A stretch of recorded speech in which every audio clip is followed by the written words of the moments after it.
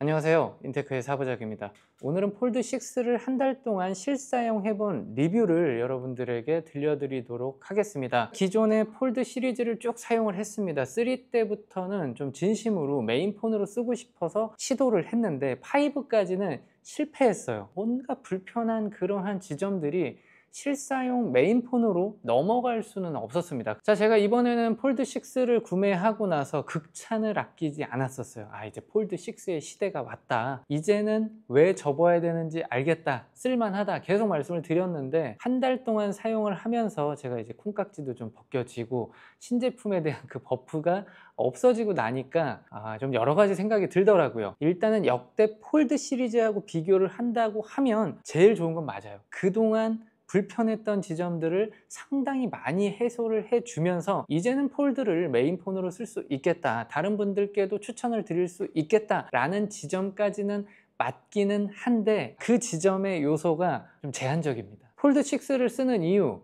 가장 큰 이유는 당연히 이 대화면이겠죠. 접었을 때는 전면 디스플레이를 통해서 바타입 핸드폰처럼 그대로 쓰고, 펼쳤을 때는 태블릿처럼 화면을 자랑합니다. 휴대폰과 태블릿을 동시에 들고 다니시는 분들 중에 폴드로 넘어오시면 대만족하실 거고 굉장히 유용하게 사용을 하실 거예요. 자, 그런데 이 제품 가격이 200만 원을 넘어갑니다. 기존에 제가 사용을 했던 S24 플러스하고 가격적으로 비교를 하자면 거의 2배에 가까운 가격이에요. 기본형과 비교하면 2배가 넘어가는 가격이 되기도 합니다. 그렇기 때문에 기대되는 성능이 그만큼 높을 수밖에 없어요. 100만 원 초반대의 제품과 200만 원 초반대의 제품의 같은 성능을 기대한다고 하면 좀 말이 안 되잖아요. 가격을 고려하면서 살펴보니까 폴드 6를 사용하면서 감내해야 될 부분들이 꽤 눈에 띄었습니다. 자, 그래서 장점으로는 대화면을 꼽을 수 있었지만 그 이상의 상대적인 장점은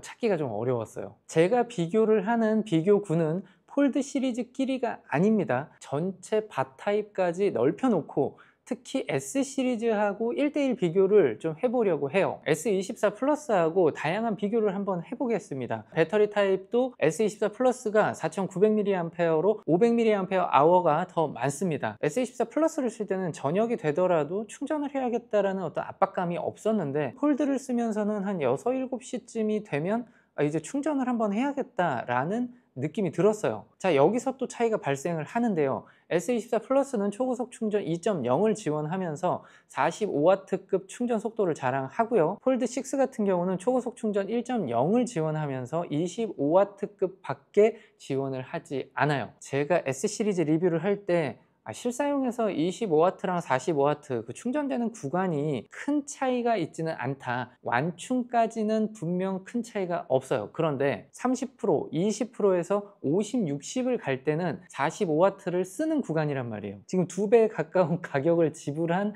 이 폴드 6를 사용하면서 S24 플러스에서 사용하던 초고속 충전 2.0을 사용하지 못하다 보니까 현타가 오기 시작했어요. 계속 손해를 본다라는 느낌, 이게 무슨 느낌인지 아실까요? S24 기본을 샀을 때 45W 지원을 하지 않으면 가격으로 좀 합리화를 할 수가 있었어요. 아니, 지금 200만 원이 넘는 최고가 폰을 샀는데 뭔가 최신 기술이 빠져있다? 계속 좀 저는 별로였어요. 카메라의 경우에도 상당히 아쉬운 부분이 존재했습니다. 지난달에 저희가 페스티벌이 있어서 무대를 좀 찍을 일이 있었어요. 멀리서 줌을 당기면서 저는 플래그십 휴대폰을 가지고 있으니까, 그것도 갤럭시니까 자신감을 가지고 좀 당겼는데 하다 보니까 당겨지다 많은 느낌이 들어서 생각을 해보니 5천만 화소만 지원을 하지 라는 걸 깨닫고 나서 살짝 또 현타가 왔어요. 200만 원이 넘는 휴대폰, 그보다 저렴한 갤럭시 S24 울트라는 2억 화소에 줌도 100배 줌까지 되는데, 폴드 6는 다른 특징이 있기는 하지만 더 비싼데 카메라 성능이 차이가 많이 나다 보니까 이거를 좀 극복하기가 생각보다 쉽지가 않았습니다. 제가 그런데 S24 플러스를 소개를 하면서는 그런 말씀을 드린 적이 있어요. 5천만 화소여도 일상생활을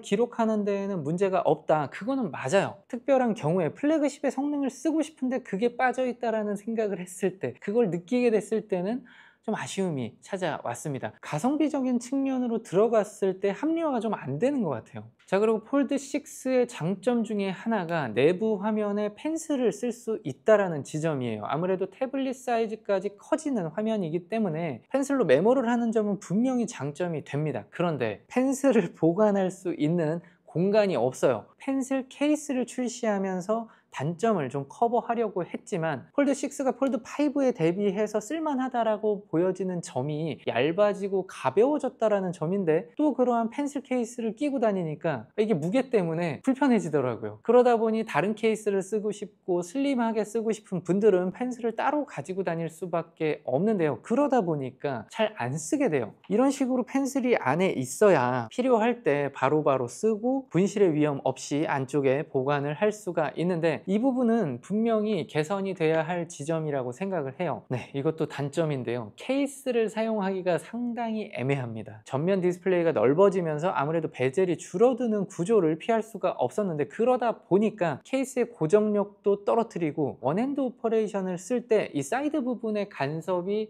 발생을 했습니다. 계속 이런 식으로 손으로 터치를 하다 보니까 엄지 손끝이 살짝 애린 느낌이 들 정도로 이 끝에 있는 부분에 힘이 가해지는 게 좀 불편했어요. 저는 그래서 집에 도착하면 전면 디스플레이의 커버는 빼고 이동 시에만 착용을 하고 있습니다. 자, 그리고 마지막 단점입니다. 폴드의 장점은 전면 디스플레이도 사용이 가능하고 내부 디스플레이로도 확장해서 사용이 가능하다는 게 가장 큰 장점이에요. 그런데 이 부분에서 또 단점이 같이 따라옵니다. 화면 사이즈가 일반적인 바 타입과 다르기 때문에 약간의 잘림들이 존재를 해요. 오른쪽에 주자가 나갔을 때 파란색 점이 이 끝 모서리에 들어가게 되는데, 3루에 주자가 있더라도 이 점이 안 보입니다. 자, 이런 식으로 앱 호환성이 확실히 높아진 건 맞지만 여전히 불편한 지점, 그리고 폴드에만 있는 잘림이 존재합니다. 모든 앱들이 호환되는 시점은 조금 더 시간이 걸릴 것으로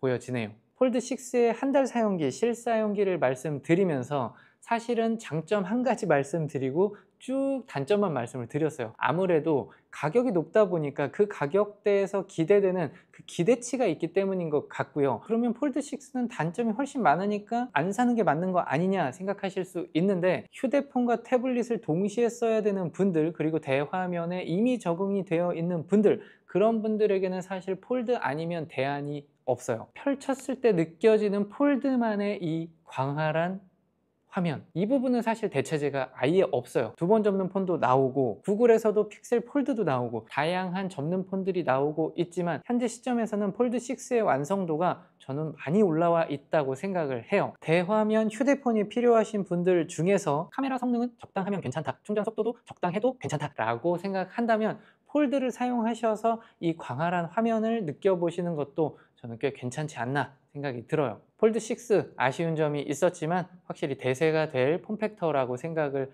하고요. 궁금하신 분들께서는 폴드 스페셜까지 기다리셨다가 고민을 해보시는 것도 좋을 것 같습니다. 또 봐요.